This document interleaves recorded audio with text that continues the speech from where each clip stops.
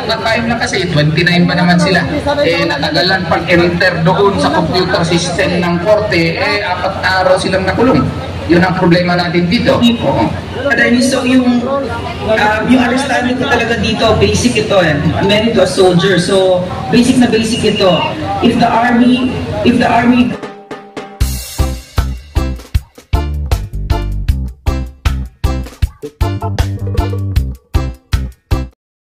sinagad yung number of hours na pwede sila ikulong, no? Saka ngayon kasi kailangan yung korte computerized na ang one entry at a time na kasi 29 pa naman sila. Natagalan pag-enter doon sa computer system ng korte, 4 araw silang nakulong. Yun ang problema natin dito. Oo. So yung understanding ko talaga dito, basic ito I'm married to a soldier, so basic na basic ito. If the army goes against the civilians, no, if they're used to cow unarmed civilians, no, then that's called state oppression. That's the oppression of the state, and therefore revolution is warranted.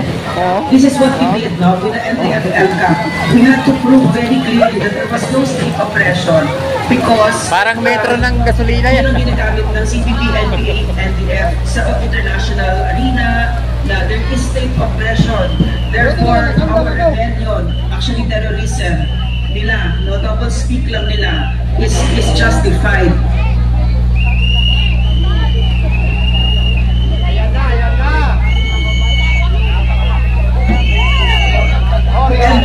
To end this, this is good governance. Therefore, to prove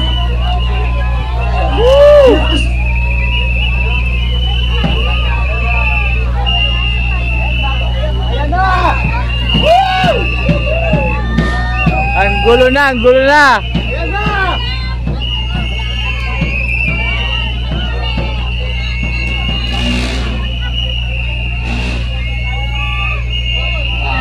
Ating nakikita kasi dito din kasi ay nakikita ko ito talagang ibang pulis dito na sila talagang naghahasik ng karahasan, no? And as a matter of fact, as of today, they, some of them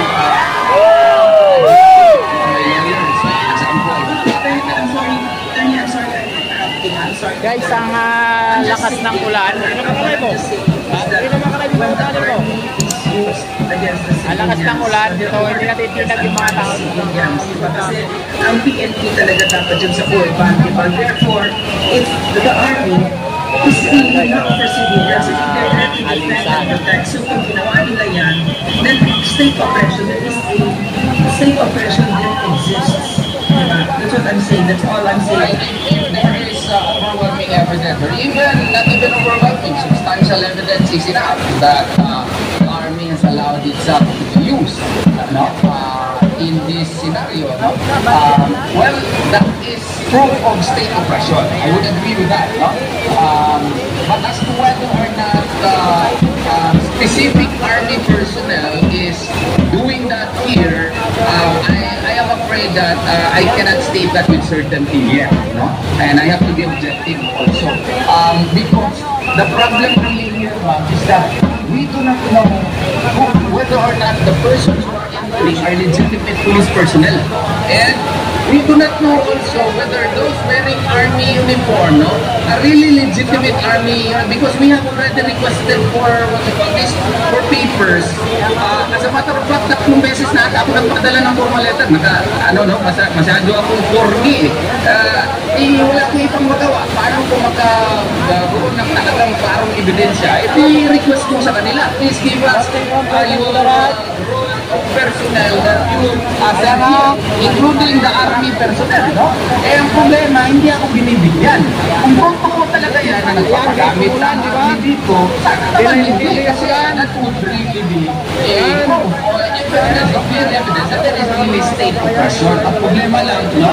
Pati ako nahihirapan magkuha talaga ng klarong ebidensya na pwedeng magamit sa korte dahil din sa ka-bright nila. Pati role ng mga PNP, iba-iba ang ginagamit nila. Ngayong araw, Region 10. Sunod naman, Barn. Sunod naman, we are admittedly, I am at a loss as to how to take stock of the number of personnel, even the number of personnel, even the identities. Yung mga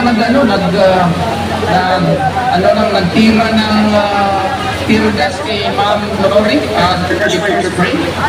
Kaya makakita na, kompleto na yung affidavit complaints namin. Paano? Yan, yung tao na yan. Oh. Wala pa rin identity. No, we are requesting our, kung police ba talaga siya yan? Sir, alam nyo, magbigay kayo ng reward for the identity of this person. Actually, I thought about that, no? Anong tawag nito, bibigay kami ng reward kung sino yung pero i-request ko muna sa BOA kung magkano. Kasi nga, hindi namin alam kung police pa yan. Tao na yan, o pinapa-uniform lang ng police. Kasi ang proof namin na ginagawa nila, may mga minero sila. Salamat po, Ma'am Jasmine, Ma'am Kay, salamat. May bakit sinuntan ng pulis, no? At hindi talaga namin malaman kung pulis pa talaga itong mga tao. Yan, no? Minero daw. Minero yan kasi meron siyang neighbor na nagsabi parang neighbor marami yan. Hindi ka na pulis. Tapos mukhang na daw ata yan, sir. Mukhang retired na yan. Mukhang retired of old age or retired. Kaya sorry talaga, Ma'am Lorena, kung di ko talaga kasi, pero kung makakuha tayo ng proof that the Army has allowed itself to be used here, then saan na naman yung mga generals ng ating Army na sasabihin nila, we should not allow ourselves to be prostituted because we have become elements of state oppressors, no? Marami po mga mga generals na mababait, and I'm sure they will step in, no, if that is being done to them. Attorney, there was a remark last night, I think, of Dr. Lorraine concerning the inaction of the DepEd and the CHED. Ito na ang ginagawa niya sa DFC, na isinaskwelahan, meron dyan mga preschool hanggang college. Do you have any other legal leeway, any other legal relief, or even just manifestation to the CHED and the Department of Education? What are their views or what are their thoughts on what is happening in this very institution that is supposed to be under their protection? Yes, sir. I think one of my lawyers has already written them. I have to check kung napadala na yun, to take some form of intervention because really it is very hard on our part. My students are forced to shift to online modality of teaching, and I think it is really more effective if classes are conducted face-to-face.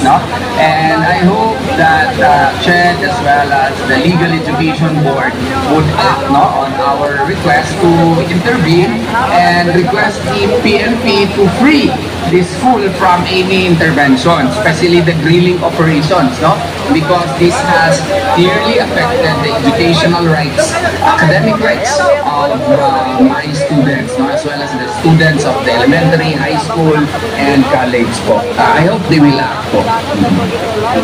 Attorney,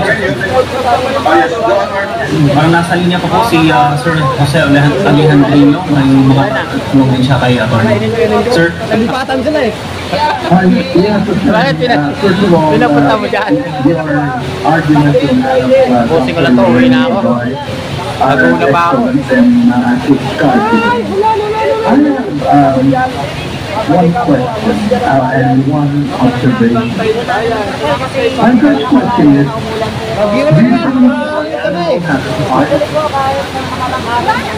Animal has parts? Yes, sir. Parts. The animal, indeed. An animal has parts. Yes, sir. a heart. Yes. Animal. Okay, then okay, fine. Then in that case, that's heartbeat. Would we not have some of a fact that's on animal? Probably, sir. That's even my one TikTok idea who did that, no? Has become viral because really I was angry honestly. No? When the video person was asking, sir, what about the heartbeat? I told husband ko ay nakita, isang open for the open, ang nakita ko tumo. Turned out to be a show of yung para sa water system. Ang second time, daga. Kaya nakagawin ako, that's why you cannot control the heart is that of a human being or that of the Lord. Okay, now,